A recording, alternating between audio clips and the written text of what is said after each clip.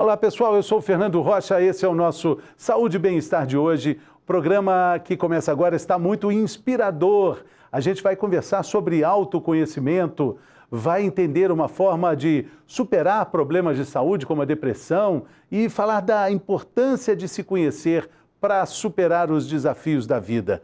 No segundo bloco, a gente fala sobre como fazer um planejamento pessoal, como ele é importante para que os nossos sonhos se transformem em realidade, porque os sonhos não envelhecem, não é? A gente também vai ter muitas informações legais sobre a forma de conhecer alguém muito importante, que na verdade é você mesma, é você mesmo. Enfim, está começando.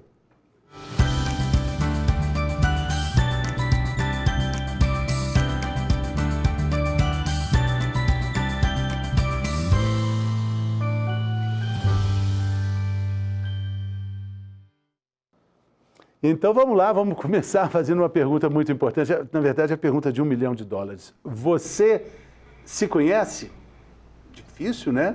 Você pode dizer que sim, aí você pode dizer, quem é você? Eu sou fulana de tal, eu sou filha de fulana, mas de Beltrano. Não, mas você não é a sua certidão de nascimento, a minha profissão é essa. Não, você não é a sua profissão e por aí vai. Porque, na verdade, a gente é algo que vai além do que a gente acha que nos define. E o autoconhecimento é uma das habilidades mais importantes para o desenvolvimento, para o crescimento do indivíduo em todas as áreas da sua vida. E é um pouco sobre isso que a gente fala aqui com o Dr. Guilherme Oliveira, que é dermatologista, médico mineiro e decidiu escrever um livro sobre o autoconhecimento.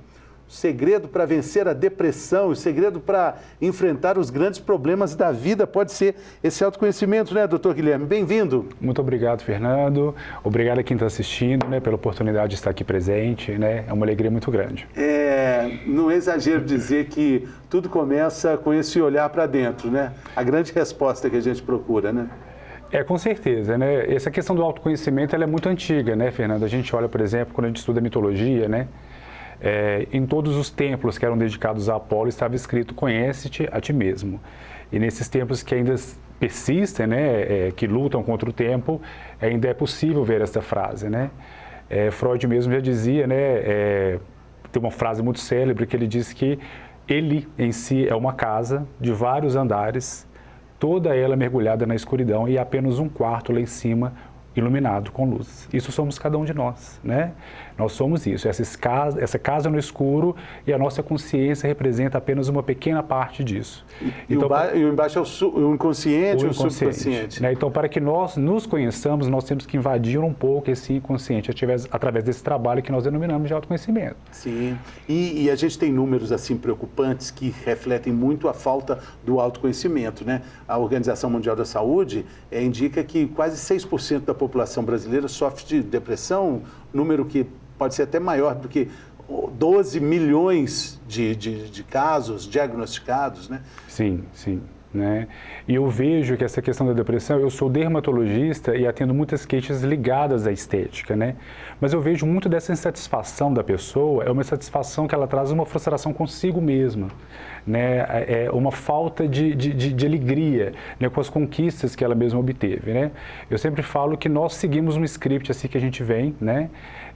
Nós nos tornamos seres sociais e acabamos nos submetendo às vontades que são de um inconsciente coletivo. Aí você chega numa determinada idade, que você comprou seu carro, e que você tem sua casa, em que você já casou e tem seus filhos, e você pensa, e aí? O que fazer além disso? E nós estamos vivendo cada vez mais. Então acaba que, a partir dessas conquistas até o final da vida, que está cada vez mais longo, a gente fica nesse limbo. O que fazer, né? Então essas perguntas têm sido cada vez mais frequentes, eu vejo em mim mesmo e eu vejo dos meus amigos no meu ciclo social, né? Para que eu sirvo? O que vim fazer? Quais são os meus talentos? Né? Quais são os meus dons? Né? Quem eu sou? Como é que você vai honrar a sua existência, esse presente maravilhoso que é estar aqui agora, né? Com todas as capacidades, as atribuições que a gente tem? Não é à toa, né? Algum motivo tem. E qual é esse motivo? Sim, né? sim. E eu sempre acho que a isca para isso é você lembrar daquilo que você faz de melhor. Qual que é o seu talento? Porque isso, na verdade, é a sua maior contribuição para o mundo. né? Os talentos são as contribuições individuais que cada ser vem trazer. E muitas vezes a gente abdica disso em prol de uma profissão que seja mais rentável, né? De um futuro que seja melhor. A gente fica perseguindo essa felicidade, que na verdade é uma busca eterna. Quando na verdade a gente tem que buscar sentido para o nosso presente, né? Para o que viemos fazer aqui, né? No momento. Interessante você falar isso, porque normalmente quando você fala do talento, quando você fala das habilidades, a gente pensa em algo que vai nos trazer benefício.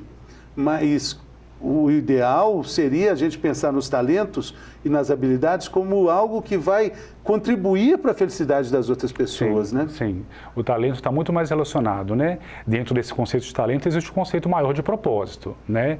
E isso está muito mais relacionado não ao que você ganha, mas ao que você doa. Né? É claro que nós todos estamos aqui, nós vivemos numa realidade material em que nós precisamos ser recompensados por aquilo, mas a intenção maior é de oferecer para algo que seja maior do que si próprio. Né? Sim. Quando a gente investiga todas essas questões que a gente está falando, de frustrações, depressão e insatisfação com a existência, sempre vem a palavra propósito, né? Como é que você encara a definição desse termo e a procura de um propósito? Isso não é algo fácil de se definir, né? Porque na verdade eu estou nessa busca há alguns anos, né? Mas eu encaro o propósito como aquele caminho, né? O propósito é seguir, não é chegar. É você estar num caminho que é o seu. Né? Muitas vezes, o que traz a insatisfação com relação a si é você perseguir um caminho que não é o seu. E muitas vezes você anda léguas, milhares de milhas num caminho, aí você se dá conta lá na frente que aquilo não te pertence. Que às vezes pertencia à sua família, ou algum amigo que você tentou imitar, né? Alguma coisa que foi dito que você precisasse fazer. E você precisa depois voltar para aquele caminho que é o seu. Né? E esse despertar da consciência, isso por si não torna as coisas mais fáceis, né? Às vezes torna mais difícil. Mais difícil, porque a partir do momento que você desperta, você tem que percorrer aquele caminho inteiro de volta para se encaixar naquilo que era inicialmente o que você precisava ser. Né? Do ponto de vista psicológico, né, tem esses termos, né, da persona, do ego, do id, algo que a gente precisa estabelecer e desenvolver para estar ali na sociedade, para a gente até mesmo crescer, mas que acaba escondendo um pouco da nossa verdadeira essência e chega um momento que a gente precisa tratar. Jung fala da individuação, você tornar mesmo aquilo que você é. Eu concordo perfeitamente, né? Totalmente com isso. Né? Uma vez que você pertence a uma sociedade, você é um ser social, chega um momento em que você quer se tornar uma individualidade. Né? Você para de pensar como uma coletividade, mas o que eu sou. Né, individualmente falando, né, quais são as minhas necessidades. Porque você teve que cumprir um script. Você especificamente, Guilherme, nasceu em Corinto, né, que está vendo aqui no livro, fez medicina, então você cumpre toda uma trajetória esperada ali, uma expectativa familiar e tal, mas aí depois você olha e fala, puxa, esse caminho é o meu mesmo, é isso mesmo, é aqui que eu tenho que estar, né? E muitas vezes você pode dar uma pivotada e ir para outro lado, né? Sim, claro. E eu falo muito disso por uma busca pessoal, né? Porque eu realmente segui um script, né? E eu segui querendo aquilo, né? Mas eu sabia desde criança fazer uma série de coisas, Fernando, ligadas à arte, por exemplo, escrever, né? E que eu não achava a oportunidade de fazer isso. E sempre busquei, né, a partir de mais ou menos 34, 35 anos, comecei a enfrentar essa questão de propósito da vida. E eu acho que esse livro, na verdade, que eu escrevi, ele veio como um resgate do Guilherme, autor, artista, né, que pode muito bem ser acoplado ao Guilherme médico, dermatologista, né? Porque, na verdade, para você seguir o seu propósito de vida, você não precisa de abandonar tudo aquilo que você construiu, pelo contrário, houve muito esforço naquilo, né? Mas talvez fazer duas coisas ao mesmo tempo, né? Tem um livro muito famoso, que é o livro Propósito, né, que é do Perembaba, né? Nós estamos aqui falando da obra em si, né, e não do autor. Ele fala que as pessoas podem ter mais de 2 propósitos, mais de um, né, desde que você se dedique àquilo, né? Eu vejo que muitas vezes a gente conecta muito o propósito à profissão, e nem sempre é assim. Tem muitas pessoas que estão desempregadas, elas não estão no momento como profissionais trabalhando, mas elas podem exercer aquilo que gostam e se doar para o mundo, naquele talento que vieram, né, privilegiadas para oferecer, né?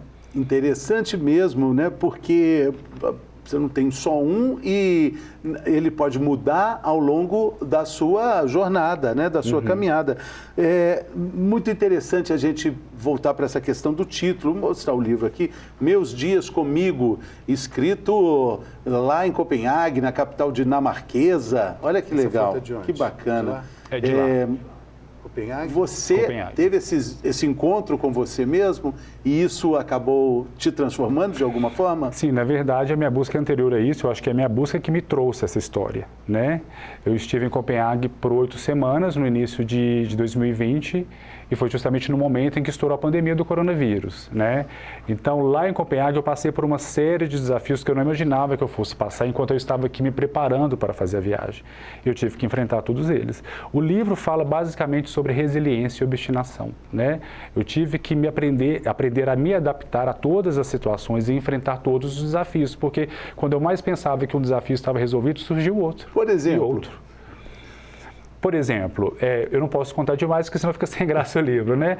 Mas a própria pandemia e a dificuldade do retorno, que foi um outro desafio em si, porque não foi só a pandemia. Se eu tivesse voltado logo de maneira fácil, né, teria sido só apenas esse desafio. Foi no início da pandemia? Foi, eu estive onde lá. Muita gente não sabe, quer dizer, ninguém sabia o que estava acontecendo de fato, né? Sim, eu estava lá justamente na época em que estavam se contabilizando milhares de mortos na Itália e na Espanha, né? E é justamente quando a Dinamarca entrou no olho do furacão, porque a primeira-ministra fechou todas as fronteiras. Ela tomou atitudes drásticas com relação à Covid-19, que saiu em todos os jornais do mundo. Eu estava presente no solo dinamarquês nessa época, né?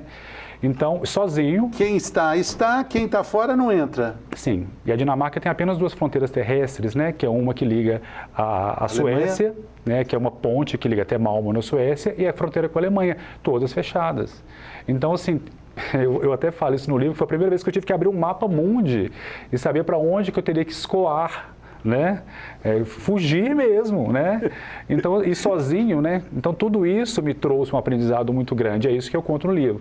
Porque a minha história contribuiu muito com o meu crescimento, e o meu objetivo é que a minha história, que por acaso é minha, né? Digo por acaso, entre aspas, possa contribuir com a vida de outras pessoas também. Guilherme, né? Isolamento total, não podia sair na rua, não podia, não tinha esse convívio na cidade, naturalmente que não podia? Eu passei por 2 cidades europeias nessa época, né, do Covid, tanto Copenhague quanto Lisboa. Estive em outras cidades antes de começar a crise. Tanto Copenhague quanto Lisboa estavam ambas a um passo do lockdown. Então as pessoas só iam ao supermercado, elas faziam o necessário, né?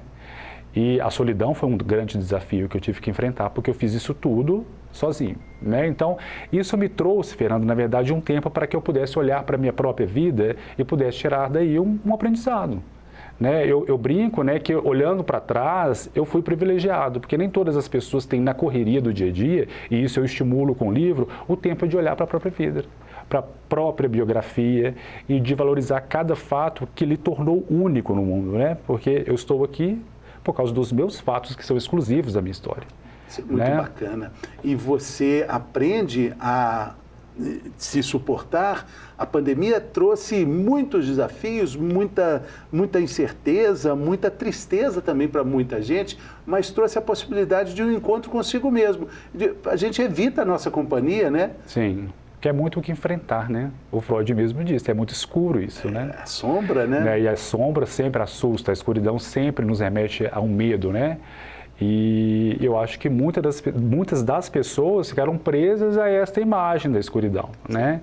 Mas haverá oportunidades para todas elas, né? O seu livro é um convite a essa oportunidade. Sim. Meus Dias Comigo, talvez é o título do livro do Dr. Guilherme Oliveira, talvez seja também a forma de você fazer esse convite. Tenha um encontro especial com você, né? Leitora, leitor, né? E eu quero estimular através da minha história que a pessoa possa olhar para a própria história e, quem sabe, retirar daí uma narrativa para o mundo, né, que possa ser revelada e contribuir. Qual dica você daria para a pessoa encontrar esse olhar interno?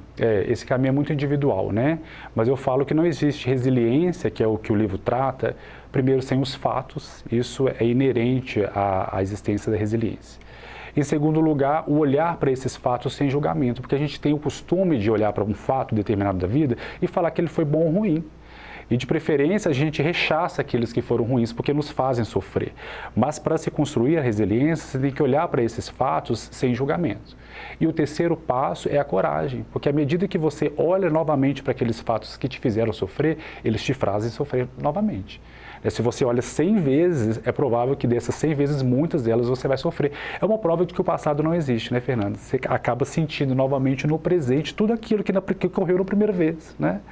Então, resiliência não existe sem fatos, sem o olhar para os fatos e sem a coragem para novamente enfrentá-los e de novo e de novo. E é preciso voltar nesses fatos? É preciso praticar essa volta para entender o quanto você está forte ou quanto você ainda precisa se fortalecer? Eu acho, porque muitas vezes a gente tem esse costume de buscar sempre a felicidade e buscar é uma palavra que nos remete ao futuro, né? E o futuro é muito incerto.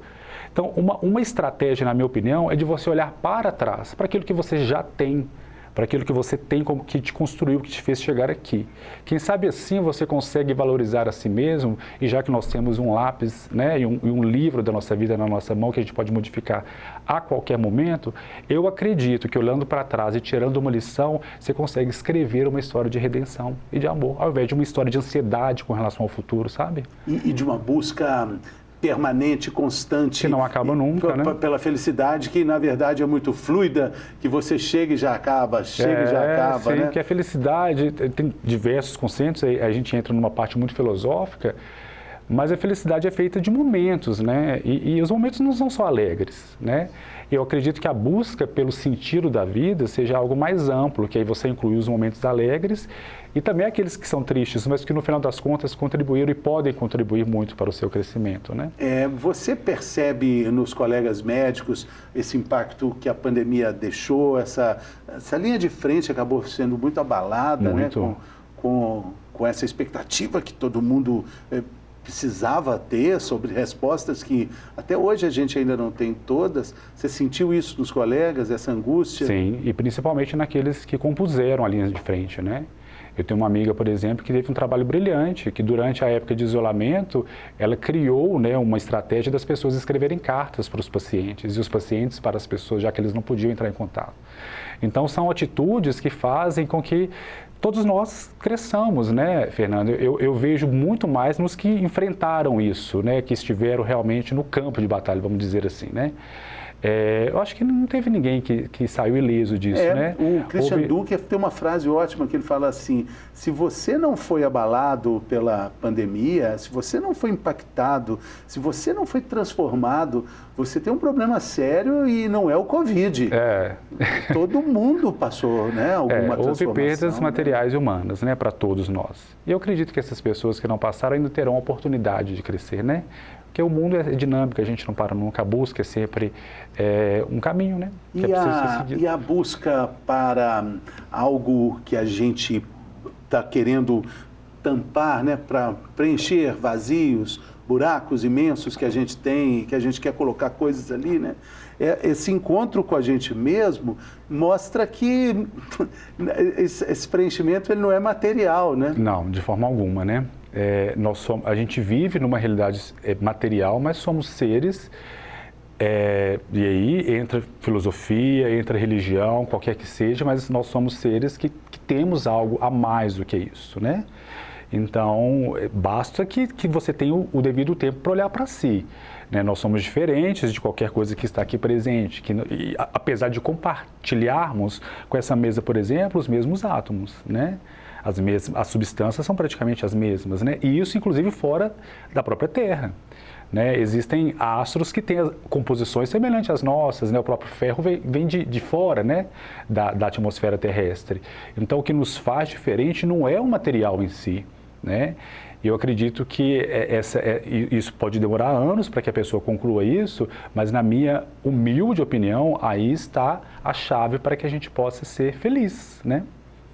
A gente tem aqui o quadro Mitos e Verdades e nós temos um assunto bastante específico, né? Normalmente a gente fala de termos médicos assim bem pontuais, assim, né? Puxa, é assim ou não é? Mas agora eu acho que a gente tem essa liberdade poética para fazer um Mitos e Verdades mais espiritualizado. Funciona assim, eu falo a frase e você complementa, olha, isso é mito, isso é verdade, não é bem assim. Vamos lá. Então vamos lá. Beleza.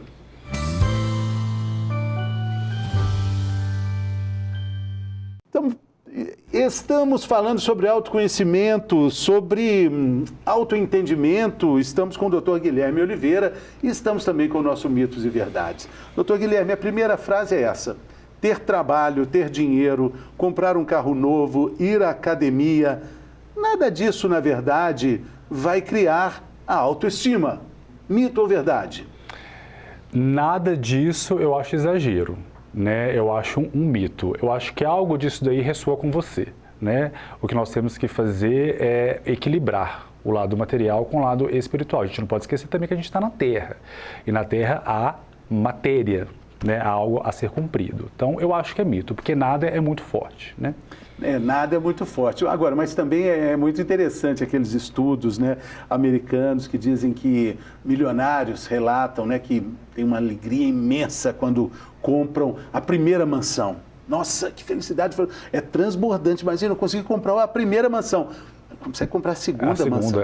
Já não vai cair até a segunda, depois cai de novo. Quando até comprou a sexta, ele não sente mais nada. Né?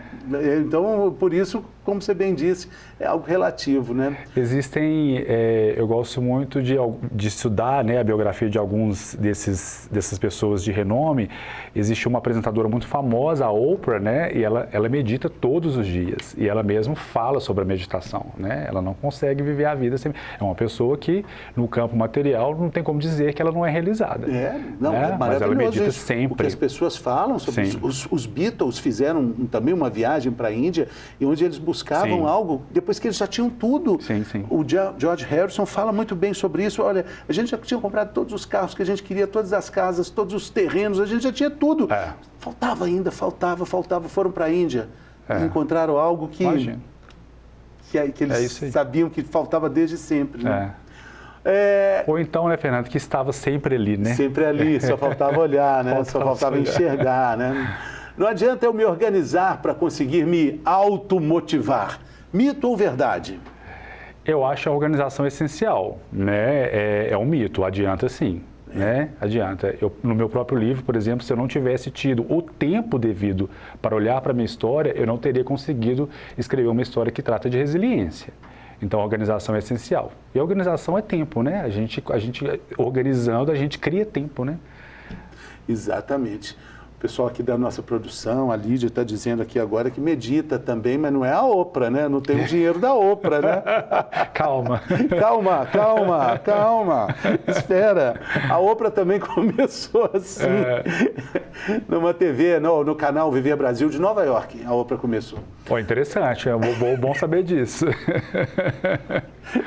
O autoconhecimento eleva a autoestima. É mito ou verdade? Verdade, né? Porque conhecer-se é você saber o lugar que você ocupa, né? A autoestima, na minha opinião, é uma medida. Estimar significa ter uma ideia aproximada de, né? Então, eu vejo a autoestima como aquele tamanho, aquela ideia de si, nem mais nem menos. Né? A autoestima é algo que que não te permite escorregar nem para a hesitação e para o medo, e também não para a arrogância e para a prepotência. Te fortalece. É uma medida, é um caminho central de equilíbrio. Te dá uma aterrada, ancoragem, né? É o que a gente brinca, né? É o difícil caminho do meio, né? E eu acredito que você, sabendo do seu valor, você ocupa aquele espaço que é seu, claro. É uma valorização que parte de si. Doutor Guilherme, a outra questão é essa. A paz é o ponto de chegada? Jamais. Chegar é partir, né? Sempre. Não, a paz não é o ponto de chegada. Não. Mesmo porque, quando você chega no lugar, não tem mais lugar para ir, né? Não, é sempre, a gente está sempre indo e voltando, né? A música do Milton fala muito bem isso, né? Não, e talvez a paz fosse a forma de caminhar, né? Caminhar no seu próprio caminho, né? Agora, essa também é muito boa. Olha, você primeiro tem que se enxergar, tem que se cuidar, para depois cuidar dos outros. É mito ou verdade? É verdade, né? Existe no nosso dia a dia, quando a gente senta lá no avião, que eles falam aquelas mensagens, eles falam que se a máscara cair, coloque primeiro em você para depois colocar em quem está do seu lado. Porque se você não estiver útil, se você não cuidar de si, você não é útil para cuidar de outro também, né? E existe uma célebre frase de um filósofo, né, dos maiores que nós já tivemos, que é o Cristo, né? E ele diz, amar ao outro como a si mesmo, né? Então esse si, é você também incluído, né? Então, é por aí. E essa outra é muito boa também, essa última. Preciso de um guru para me autoconhecer. Mito ou verdade? Mito, né? É claro que há pessoas que preferem seguir um caminho já estabelecido, e isso daí é do direito delas, né? Mas esse caminho estabelecido, seja por uma religião ou por um líder, é apenas uma escolha. Existem outras escolhas que podem ser feitas, o caminho pode ser, inclusive, individual. E esse caminho para dentro, ele é um caminho que a gente tem que percorrer, claro que com muita orientação, indicação e informação, mas é sozinho, né? É sozinho, eu falo muito disso, né? Ah, que legal. Eu fiquei muito curioso com o livro, parabéns pelo trabalho, parabéns pela coragem, né, de expor os perrengues, as dores, né? Sim. E ajudar as pessoas a se conhecerem melhor com isso tudo também, né? Eu fico muito feliz, sabe, Fernando, que a gente está numa era de rede social em que a gente acha que a vida do outro é sempre muito boa, né? São muitas festas, muitos drinks e viagens, né? Mas eu quero provar que tem gente que sofre, que chora, que a viagem se torna uma confusão, mas que tira uma lição disso tudo, né? E isso é o ser humano, né? Todos nós temos momentos felizes e tristes, né? Tom Zé tem uma música linda, né? Que Deus, quando tira o telhado, deixa as estrelas, maravilhoso. né? É isso aí. A gente perde o telhado, mas ganha as estrelas. Né? Muito obrigado, doutor. Boa sorte com o livro. Muito obrigado, valeu. Fernando. Sucesso Prazer. na jornada. É isso aí. Valeu. Muito obrigado também pela sua companhia. No próximo bloco tem mais conversa boa. A gente vai falar sobre planejamento pessoal. Vai explicar, vai tentar entender como evitar as ansiedades da vida de todo dia, as listas do final de ano que está chegando, para a gente preservar a nossa saúde. A gente volta daqui a pouco.